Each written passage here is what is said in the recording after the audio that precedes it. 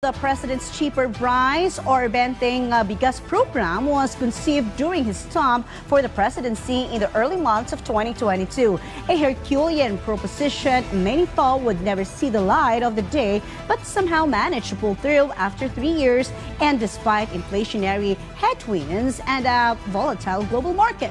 Our Charms Espina on Aggie Chief Secretary Francisco Chu Laurel Jr. already looking forward to expand its coverage after its successful launching today in the Queen City of the South. Lani is just exhausting the supply of rice she bought last week because starting tomorrow, the sale of BBM rice or Bente Bigas will also be implemented in Metro Manila. This is the 20 peso per kilo rice offered by the administration of President Ferdinand R. Marcos Jr.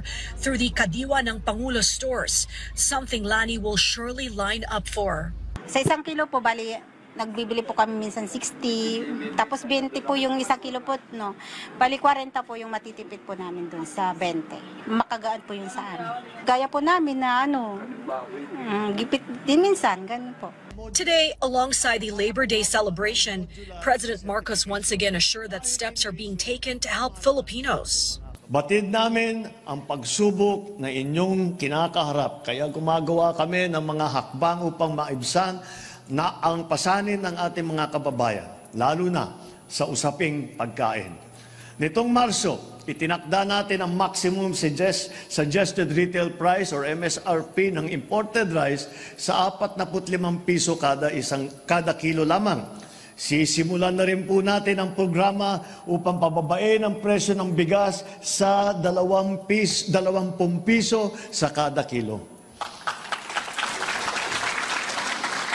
According to the Tugon ng Masa survey, marginalized Filipino sectors are already feeling the effects of government's programs. From 60% in November 2024, trust among Class E, the poorest Filipinos in President Marcos's leadership rose to 66%.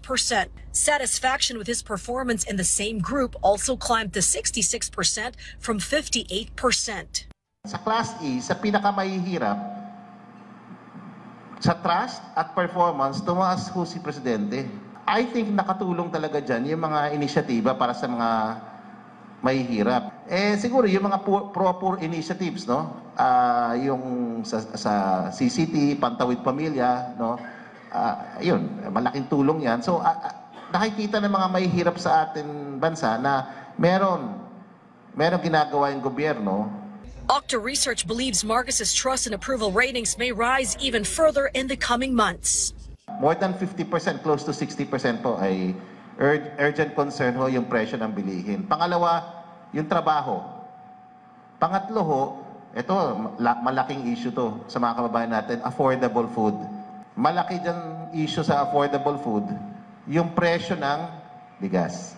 Makakatulong ba itong pagbaba subsidiya sa bigas para sa mga mahihirap? Talagang makakatulong. Beyond implementing BBM rice, the Marcos administration will expand the Walang Gutom project in Visayas and Mindanao.